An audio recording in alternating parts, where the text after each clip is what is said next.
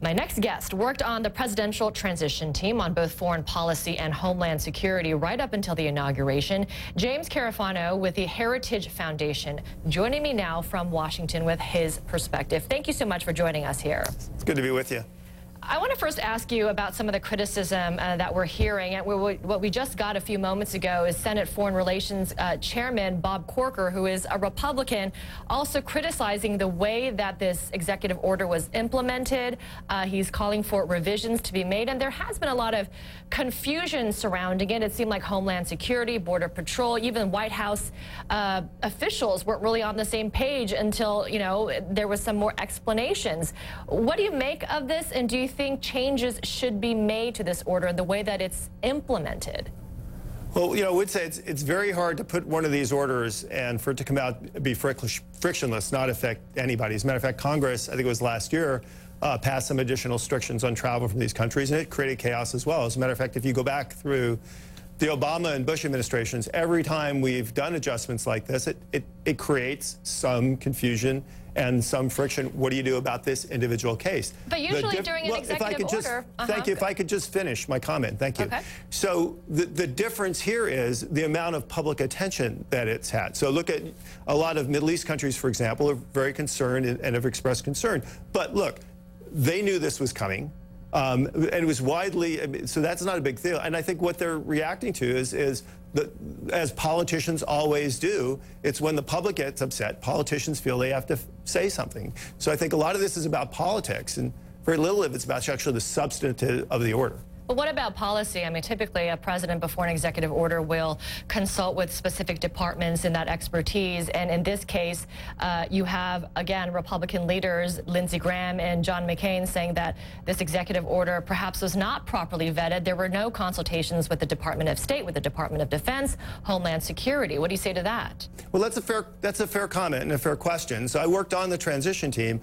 And what you have to understand is when you're on the transition team and when you're the president-elect, you don't run anything, and you can't tell the government to do anything. So there are real limits to the amount of coordination you can do before the election. I think after the election, I think the administration is kind of caught between a rock and a hard spot. On one thing, yeah, you would like to take as much time as you need to make sure that you've got as many things considered as you do before you roll something out. On the other hand, on January 20th, 2017, you are the President of the United States, and you're responsible. And if there's a terrorist attack on January 21st, the argument, well, I just used the same measures that the last president used, would be pretty weak.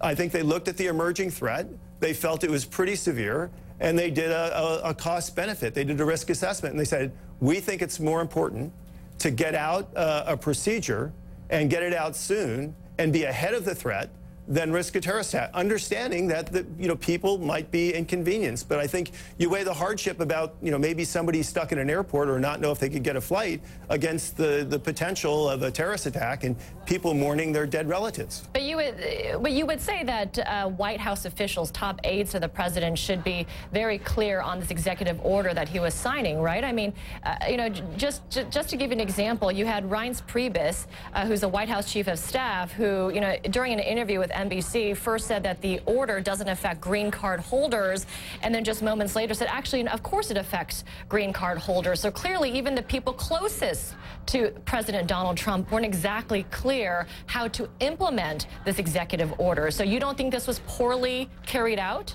No, I think that's actually a fair criticism. I think the administration bears the responsibility for explaining its policies. The purpose of the order was really to get ahead of an emergent threat. You have the area for ISIS being reduced, and as that area is reduced, the tens of thousands of foreign fighters that flowed into Iraq and Syria are going to flow somewhere.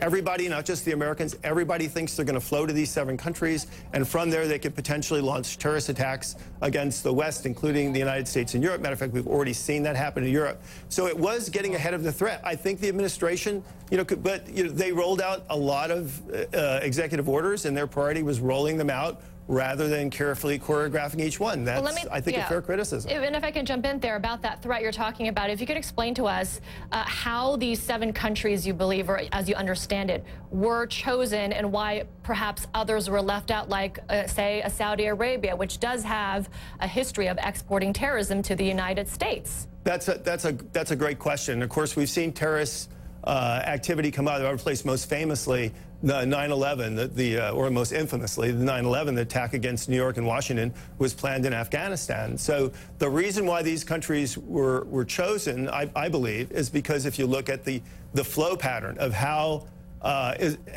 foreign fighters flow into that country, and more importantly, what we believe now of how they flow out. So, for example, well, what about Turkey?